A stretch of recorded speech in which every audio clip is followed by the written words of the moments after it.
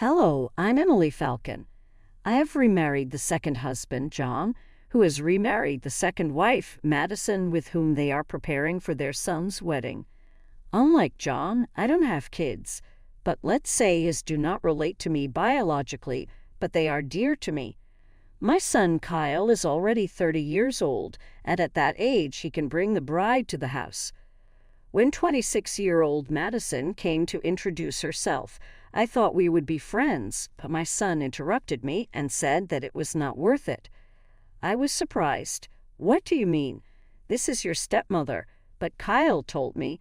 She's just my dad's second wife. They got married when I was little, but I've never thought of her as my mom.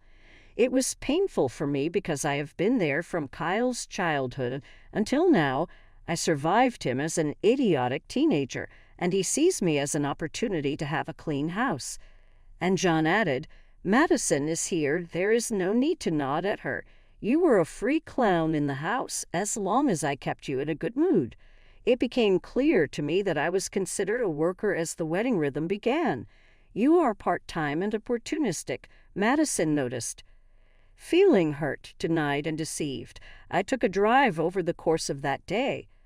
I wasn't going to the wedding, and as I was parked at home, my phone recorded what was happening. Even as they were coming into a room together, ready for what they anticipated would be quite a few guests, given what J. John had been telling me, were met with a barren venue. Not a single person showed up. Every person he had been saying about, particularly those politicians, didn't show up. It flawed their day and place in mine. I sat watching them when I opened a cup of coffee and the news, feeling inexplainably untroubled. It was my right to feel this way after they treated me the way they did. Just as they realized what had happened from their experience, I could just smile. I have been treated, and now everyone was going to learn that. Hey, Kyle, what are you doing? This event seems to have far fewer people than what we saw round 5 years ago. Weren't we going to have a celebration with 12 guest roles, remember? I don't know. My dad is furious right now. He expected a bus full of people at the door. He has been preparing, even buying business spinners for the politicians and their campaigns. Politicians? Why would politicians be at this gather?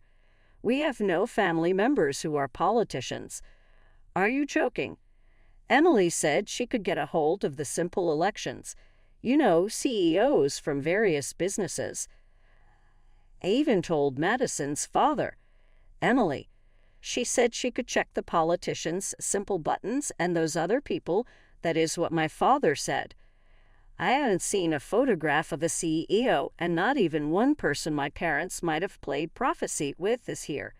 How does that also work? This day is completely collapsing for me. All right, let's call Emily. She may not be our parent, but maybe even a plant gives an equal touch to the new pillow. True, but it is still not enough. I have invested heavily in the food expecting the big shots to appear. Just one extra person will not be of significance. It is still an awful picture in this spacious venue. Maybe there is an error committed. Is there a possibility that I had the wrong invitation day? Nope, I have my cousins and an aunt. We can at least have one person.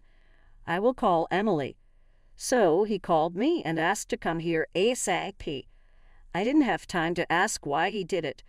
Anyway, I thought, let's go. Congratulations for wedding, I said to Madison, in a wedding dress, but not much feeling of sincerity. Hey, why you're dressed like this? Madison pushed of the air. Well, you said no strangers will come, so I came dressed like that. What's the matter? You know we had to call you because no one came, so we came dressed like that order girl.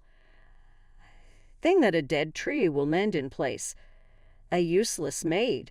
You just hang up the phone without saying anything. What can I do? Come grab a dress and go. I will never. Say the best word not to have strangers. And you? I say it when we need to scupper. What do you want me to do? I smiled. You know what? Let me tell you. As I signaled them on start to panic. Now it is time to tell the tithe. Most of 100 people that came are my pedestrians.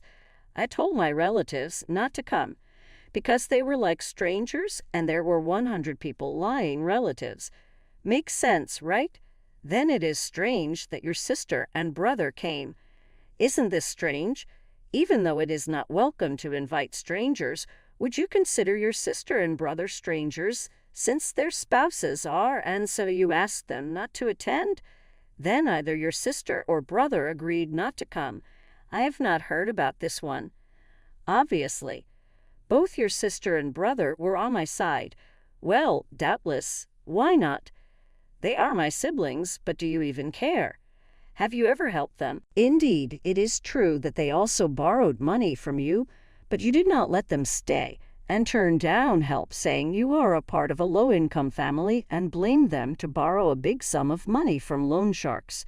It is very unlike you, as even where you need to follow formality to reject others, you were very rude to them, but it was a waste of time. That is why your siblings decided not to attend this reception. But corporates, they won't come even if you wait. Why? Kyle's company is related to my work, so they decided not to come once they found out I will not attend the reception or the wedding. They told me people could not give them back. They could not come to the ceremony. Why would they even come up with this?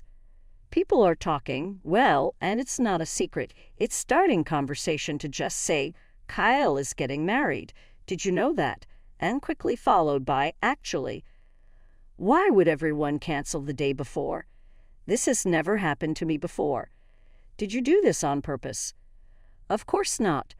I didn't have the need to tell them. They think of me on their own. However, why is everyone not coming now? It is strange that even my uncles and aunts have not come. They all owe me a favor, so it can't be helped. Why do they owe you? If what you say is true, you should have gotten some considerable wealth, right? You are just a part-timer, right? Somebody like you who is a part-timer cannot do anything for somebody. Why do you think somebody would work so late or also have such early meetings? That is only what you thought. But it has always been part-timer for me. If I was so part-timer, where else would I go? Who would work every early morning or prepare meals for you at night? I thought I was just a maid for you, but I have constantly done all the work to work under you from my home. Then, are you not just a part-timer? CEO, you should have told me so early. Just a slight resistance. What would you have done if I said I was a CEO? Would you have continued to financially support me and just have had fun with me, ordering me to do all the cleaning for you? But you could have found me suspicious, so I remained silent. I'll properly reconsider. Call everyone back. Oh no, you prohibited strangers, didn't you? Nonetheless, as you call everyone, not everyone has the time. If we don't do it, my son will be ridiculed. You caused this, so gather 100 people. While John was ranting, my parents suddenly came. What is happening? John was blushing, and my parents stood up. Ah, Kyle, the seats are almost empty. Why did you prepare for 100 people? My relatives say that they have not seen such a disgraceful wedding. It was family. Why were you bragging about a big rival then? It's shameful for me. I didn't mean for it to be like this. You must have known that more people would come than the check marks on the invitation. If that was the case, you guys should have increased our numbers, I suppose. What about the politicians and big company CEOs? Everyone was envious. They thought that such people would come, so everyone kept saying that I was marrying a big guy. This is all the more embarrassing. No, Mr. Smith, it's not like that. John, that's not what you said in your message. How could you have us go through all of this? Please, Father, please don't be angry. You know, I told you I won't let any liars marry my daughter in my lifetime, so forget this engagement. Mister, it was a joke. I know 100 people wouldn't come. Calm down. Son, don't say it's because of you. It's her fault. Her. All because of this maid. You gathered 100 maids. Your actions have affected Madison's father, too. What are you going to do? Us is Mrs. Emily Falcon, the CEO. Emily Falcon, CEO? You mean Kyle's mother? A maid. At that time, my mother seized the opportunity and turned it into a nasty incident. Yes, I used to be Kyle's mother, but when they came to introduce themselves for the marriage, I was demoted to a maid. That's why I didn't attend the meeting. Gethish code. What do you mean? How could you say this? How could you say such absurd things to a person whose character is Mrs. Emily Falcon? I was also surprised. But apparently, he is not my son. It is a shame. That is ridiculous. It can't be helped. It is normal for someone not to see a stepmother as their mother. That is unbelievable. It is an unbelievable fortune to have Mrs. Emily Falcon as a mother. I mentioned that the engagement was canceled earlier, but if that means being able to get close to you, please do not cancel. You may continue. But I will soon be divorced, so Kyle will probably be a stranger. What? Why the sudden divorce? I said, I'm a stranger after all. No, that can't be. Are you joking? Madison told me that strangers break everything, and strangers shouldn't attend. It's better to have no one to help you. Madison said this wedding was planned as a place where many industry people could be invited, but at Madison's request, I canceled all of them, thus all of these vacated seats. What? Well, that's sufficient. I was going to follow Madison's orders. Madison said, Did you just say that she was a stranger? Ah, Kyle and John said she was an ordinary maid. What do you want to talk about when you're in front of such a big shot? So go ahead and marry, but I don't think I can trust a person who raises such a child. Then you have to reconsider our contract. What? That's to be expected. Hey, let's think about this one more time. I know we're more or less done, but truthfully, I'm also at fault here. After all, who's to blame for this terrible offspring we've created? I've got big shoes to fill in that regard. But hold on a sec before we unplug this bad marriage and make it official. Consider this. If we stick around, we'll eventually become married-in-law, whatever the hell that is. It's weird, but my point is I get it. But let's say we call thing off. Our whole company's going to go down with ship. Madison, you've got to get over yourself and apologize to Mrs. Emily Falcon, she said with a laugh. I know, that must have hurt, but if you won't do it, we're done. Madison mumbled sorry on her lips in front of all the people. It was brutal. And there is Mum standing here, she continued, and watching Madison trying to apologize, but maybe it was a good thing. Wait, do you think that you are a stranger to me? Awkward.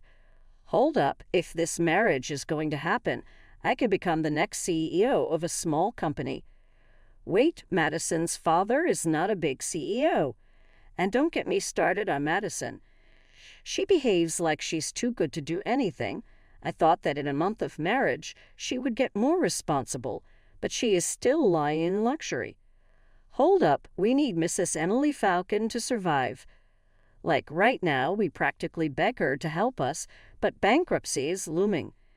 But of course, Mrs. Emily Falcon say no, there is too much drama, and she is not going to be friends with us. Can you blame her? So wedding is off. The front door was not even open yet, and I was already preparing my luggage to go. John calls me, almost crying, and I'm like, fine, honestly, it's cool with me. Not John. He is all about apologies now, but the divorce papers are already on the desk. Hold up, I didn't mean we were strangers. But you know it happens, and what can you do, right? Now John wants to slap me on the back with the let's start anew, I love you bullshit. It's all too little, too late, don't you think, man? You can't just turn the light switch off overnight and choose which approach to take. But this is where the truth really gets interesting. Our son's marriage is non-existent. What the heck, and it's all my fault? This is the final turn of events in this plot. If we were having a nice wedding feast and enjoying our honeymoon by now, that would be incentive. Here we are, neck deep in these complications. I didn't do anything wrong. All we did was talk the truth. You're back to blaming others, huh? Next, only my begging you to get a divorce might persuade you, but I have one serious card up my sleeve. What if our shopkeeper users began talking crap about his job as CEO because he thought he was better than everyone else?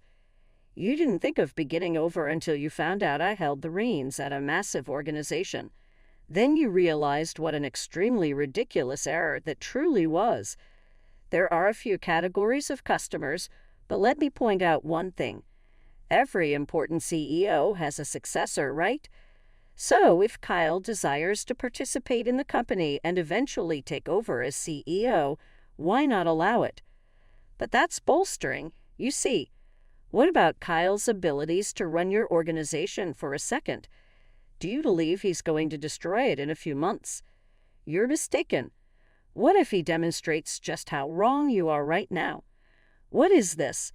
Kyle knows he will never be capable of running the country, and you know this as well. Why did he leave his current position? Because he felt he didn't need to work for his mother anymore, even if it was only for half the regular salary. His work, his duty, he had to run away from it. Run to help his mother? It is for the best, despite the fact that you and I are divorcing. But we're not divorced yet. He's still your son. But I ordered the lawyers a long time ago. Your ex-husband said something to me, but I didn't even listen. Just hung up and blocked him for good. Then it was necessary to end a dispute about who will pay the penalty for the ruined wedding. But of course, the cutest guys, John and Kyle, did, because Doyle was better at counting money. The guys did not have money for a lawyer, so they reluctantly signed. Enlarged cancellation bill for ruined marriage. Stupid, right? Therefore, Kyle, who became unemployed and, as it were, decided to throw all the responsibility on me and make sure that I am the curse before your ex-husband. He rattled them. Yes, if I had married her, settled with a small private matter, I could have been the boss. Well, I quit because it was hard. If you hadn't left my family, well, in the end, it's your fault, Dad. Now, Kyle became a burden. As he alleges, my ex-husband is helping him, but their life leaves much to be desired. Being over 50, with his low salary further decreased, Cly realized it only after all this episode. Kyle wrote me and asked how he made it without my assistance. He explained that it is with my paycheck that he survived.